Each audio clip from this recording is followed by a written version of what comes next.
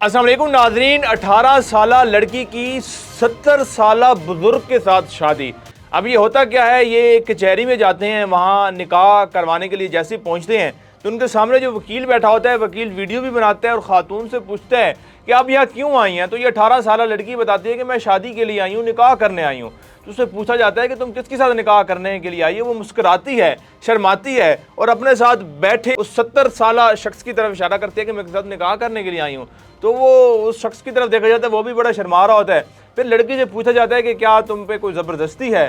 तो लड़की कहती है नहीं, मैं अपनी मर्ज़ी से निकाह करने आई हूँ। तो उसे पूछा जाता है कि क्या तुम जानती हो कि इस वक्त तुम कहाँ मौजूद हो। वो कहती है हाँ मैं जानती हूँ कि मैं कचहरी के अंदर आई हूँ निकाह करने के लिए और मैं अपनी मर्ज़ी से आई हूँ, ना किसी ने मुझे अगवा किया है, ना मेरे ऊपर किसी किस्म का ज़ोर ज़बरदस्ती है। मैं अपनी मर्ज़ी से इस 70 साला शख्स से मोहब्बत करती हूँ और ये शख्स जो है वो मुझसे मोहब्बत करता है, तो इसलिए हम यहाँ पर मौजूद हैं और हम शादी करने के लिए यहाँ पर आए हैं। फिर वकील की जानिब से सवाल किया जाता है कि क्या आप घर से कोई कीमती सामान तो नहीं लेकर आई। वो कहती है नहीं, मैं घर से कोई कीमती सामान या कोई ऐसी चीज़ नहीं लेकर आई, जैसे कि सोना हो गया या कोई नकदी रकम हो गई बहुत बड़ी, मैं कुछ भी ऐसा उठाकर नहीं लाई।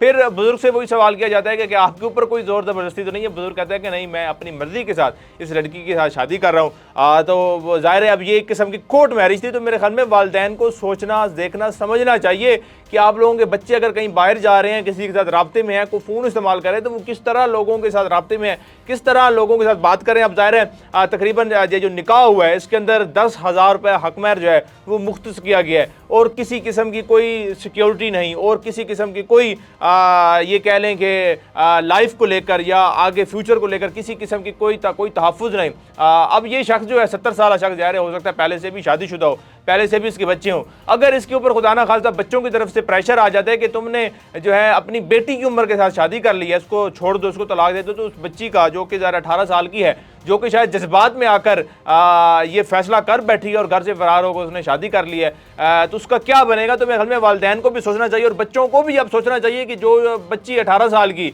जिसको ये पता है कि निकाह किस तरह होना है, जिसको ये पता है कि मोहब्बत करनी है, मोहब्बत क्या होती है, ये तमाम बातें पता है, तो उसको क्या इतना नहीं एहसास कि मैंने अपनी ज़िंदगी जो है वो किस तरह इस 70 साल के बुजुर्ग के साथ गुजारनी है। उसके ऊपर कभी भी माशरे का प्रेशर पड़ सकता है, कभी भी घर वालों का प्रेशर पड़ सकता है, बच्चों का प्रेशर पड़ सकता है कि तुम क्या बच्ची को ब्याह कर ले आए हो। अगर उसने उसको छोड़ दिया तो फिर वो कहाँ जाएगी, ना वापस जा सकती है, ना उसका आगे कोई होगा ना पीछे कोई होगा। तो मेरे ख्याल में सबसे पहले तो वालिदैन को नज़र रखनी चाहिए अपनी बच्चियों पर, अपने बच्चों पर। अब मैं ये भी कहूँगा कि औलाद को भी नज़र रखनी चाहिए अपने वालिदैन पर कि उनके वालिदैन जो है कहीं कोई इस तरह की हरकत तो नहीं कर रहे। बाकी ये कचहरी की एक वीडियो थी जो कि वकील की जानिब से सोशल मीडिया पर वायरल की गई है। आप इसके बारे में क्या कहते हैं अपने कमेंट सेक्शन में दीजिएगा। हमें दें इजाज़त, अल्लाह ने के बाद।